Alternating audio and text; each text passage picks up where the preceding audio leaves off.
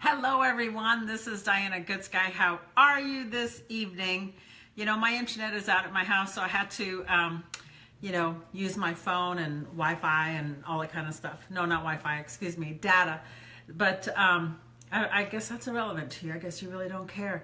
But I want to talk this evening about self-image because I don't know if you've been following along, but we've had, and excuse me, let me just see if I can swipe left to reveal comments. All right, let me see if I can swipe left. It won't let me. But we've been talking about, we've been doing kids mindset training, and it's actually day 30 on their mindset training. And, you know, I've stated before the remarkable progress that we've been seeing, just spending 30 minutes a day, sometimes longer, like tonight, because it was the end of the first 30 days, we started our new progress is going to be, our new topic for this next 30 days is about self-image. And I want to tell a story about a farmer that I just heard. And it's kind of funny because you think, what does a farmer have to do with self-image? Well, I'm going to tell you what a farmer has to do with self-image. Again, my name is Diana Goodsky, and I like to help entrepreneurs, well, anyone. I like to help anyone get into their best life, get into the best mindset to create the life you love and to create your own beautiful life. That's what I like to do. And we've been experimenting. I've been teaching the children how to do some of the same things that I've used for success. And it's just been remarkable. So tonight, the story of the farmer has to do with self-image. And self-image is, how do you see yourself? So apparently the story goes that a farmer was out doing his thing in his field. It was a pumpkin patch. And the pumpkin patch, he found a jug in the middle of the pumpkin patch, and that he decided, just for whatever, grins and giggles, I guess you could say. He decided for grins and giggles just to put the pumpkin, the small pumpkin that had started growing, inside the jug. And you know, he was very careful not to make sure, or to make sure that he did not mess up the vine, so it could still grow. So here it is. Time passed. I don't know how long it takes to grow a pumpkin, but time passed, and when he came across the jug, the pumpkin had literally grown inside that glass jug to the exact shape and form that the jug was. So the pumpkin, instead of being round and, you know, pretty and whatever, it was the shape of the jug. Self-image is like that. Our self-image is all about what do we see ourselves as, and that is exactly what we become. Whatever we see ourselves as, whatever we think of ourselves as, that is exactly what we grow into, and that is exactly what we become. So if we have limited self-image, if we have limiting beliefs about who we are or can be, that self-image, actually we grow into just that. So it's really important to be very mindful about what your self-image is, so that you can, because you have control over that. The difference between that glass jug and that pumpkin and our self-image is that we can change our self-image, and we can adapt and adjust and overcome anything we want to create a new self-image. So what we did tonight is, first we identified what we think about ourselves. What characteristics, what traits do we have what do we think of ourselves? And then what we did an exercise about who can we think of that maybe has the traits that we want in ourselves, or that we want to grow. Who do we want to be? And, you know, I talk to them, I talk about copying it. Copying a trait, a personality trait or a character trait, if it's what allows you to grow into the person that you want to be, that's not saying you're copying that person exactly. That's not saying like, you know, oh, I want to be like Oprah Winfrey exactly. No, you probably just have a few points about Oprah that you might want to emulate.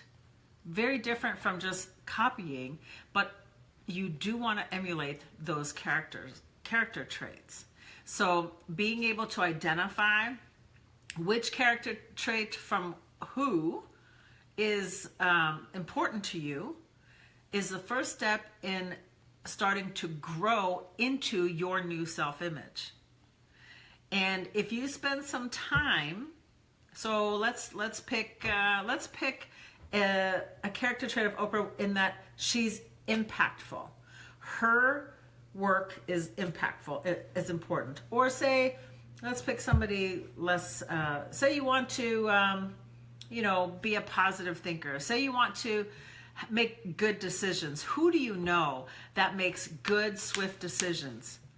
Then you can say to yourself, okay, I want John Doe's decision-making prowess, or his, I want to make decisions like John Doe. You see? So whatever those character traits are that you want, you can then help yourself become like that by revisiting daily. This is what we're going to do for the next 30 days. Revisiting daily the image that we've created that we want. And look, it doesn't have to be just one. The kids, I'm doing one. But if you're going to do this, and I want to encourage you to do it, but identify traits of people that you admire and respect. And if there's 4 different traits from 4 different people, alive or dead, it doesn't matter, but that you know enough that that is what you want to be like, or you want to have those traits, then write those down and then take some time and then act as if you already have those traits. Act as if you already have those traits, because that is what allows us to really get into the, how do I become exactly who I want to become?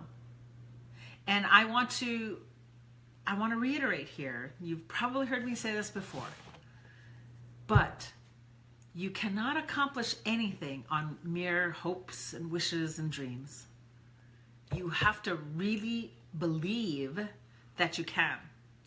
And the first step to believing that you can do anything, or that you can become the person that you want to become, or do the things you want to become, that first step comes with the knowledge and the decision that that's what you're going to do. And you follow it up with creating new habits that allow you to then move forward in creating the habits and moving forward into exactly what you were wanting to accomplish, or exactly who you wanted to be like, so that you could then accomplish them. Does that make sense? So I want to encourage you to really pay attention to what is your self-image. Take some time, write a whole lot of things, write as many things as you can down to what is my self-image, but who do I want to become? What do I really want to be like? And take some time identifying who is like that you might be able to emulate. And then visualize yourself. Those are the 3 steps. Identify who has it, and then visualize yourself being like that you wanted. And you can change your personality. You can change your whole demeanor depending on doing that every day. Imagining every chance you get. If you want to be a speaker on a stage, every chance you get, you imagine yourself just, I'm there. I'm changing people's lives. Can you tell that's mine? If you want to be an author, imagine signing books like one of your most revered author friends, or people that you know or admire. If you want to be an actor or an actress, imagine yourself a comedian. Imagine yourself being like Jim Carrey. I mean, whatever it is, whoever it is, take the time and start imagining yourself being in that position, having those traits, and soon you will find that you have adopted the same things that they have that you want. And that, my friends, is creating your self-image to be able to accomplish and do anything that you want according to what you're thinking about. So thank you for joining me. If you know anyone that might be able to use a message on self-image, or if you just want to share, totally appreciate it. Share over there, subscribe up there, and just join me on my page where I share mindset tips on how to help you become the best you can be so that you can create your own beautiful life. You are awesome, you are amazing, you are beautiful. I know that about you, and I want you to know that too. Sayonara. Mwah.